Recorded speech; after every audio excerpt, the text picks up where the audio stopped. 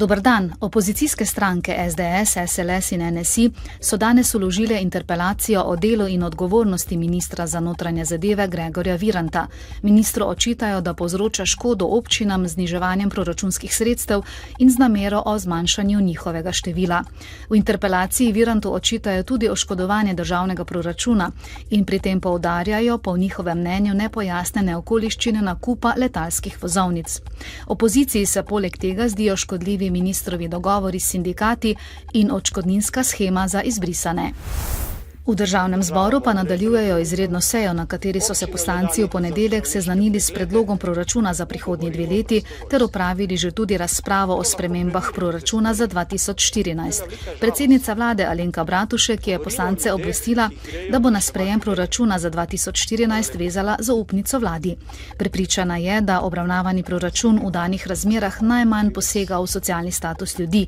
Vlada pa z njim zasleduje jasno začrtan cilj: uspešno, socialno, pravično in solidarno Slovenijo. Opozicija je ob obravnavi opozarjala, da je nerealen in ni razvojno naravnan, med prihodki pa da ne upošteva drugega kot nove davke. Mariborsko sodišče je upnike mariborske livarne pozvalo k glasovanju o sprejetju prisilne poravnave. O predlaganem načrtu prestrukturiranja se morajo izreči v mesecu dni. Če tega ne bodo storili, bo veljalo, da so glasovali proti. Mariborska livarna je v postopku prisilne poravnave od aprila. Takrat je navadnim upnikom ponudila 50% poplačilo terjatev najpozneje v 4 letih. Skrajni rok poplačila več kot 200 upnikov, ki so skupaj prijavili za okoli 90 milijonov evrov terjatev, naj bi bil v drugi polovici leta 2017. Delavcem ptujskih pekarn grozi, da bodo ta mesec ostali brez plač. Družba ima blokirane vse 4 račune, potem ko je mariborska Probanka, ki je v nadzorovani likvidaciji, zavrnila reprogramiranje njihovega posojila v višini dobrega 1 milijona evrov. Z direktorjem Erikom Hribernikom se bo sindikat sestal v sredo, nato pa se bo odločal o morebitni stavki. Cene naftnih derivatov so se opolnoči znižale, kljub temu, da je vlada zvišala trošarine. Neosvinčeni 95-oktanski bencin se je pocenil za 2,3 centa, 100-oktanski za dobra 2 centa, dizelsko gorivo pa za 0,8 centa za liter.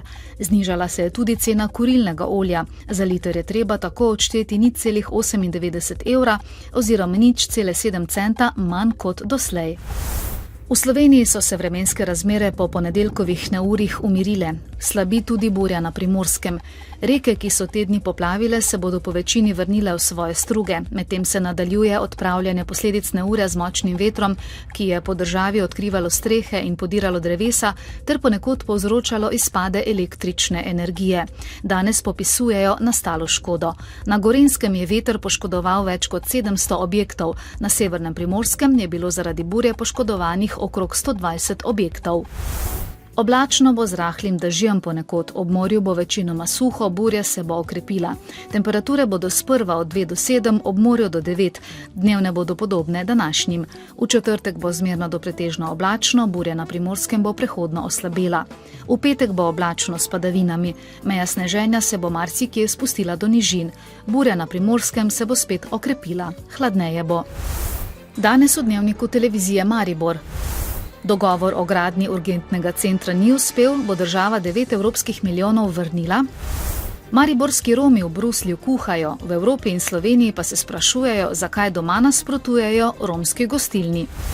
Občudovali smo umetnost več kot 150 čarodejev iz Evrope, ki so v Mariboru tekmovali, izmenjavali izkušnje in navduševali občinstvo. Novice Štajerske, Pomurja in Koroške ob 18.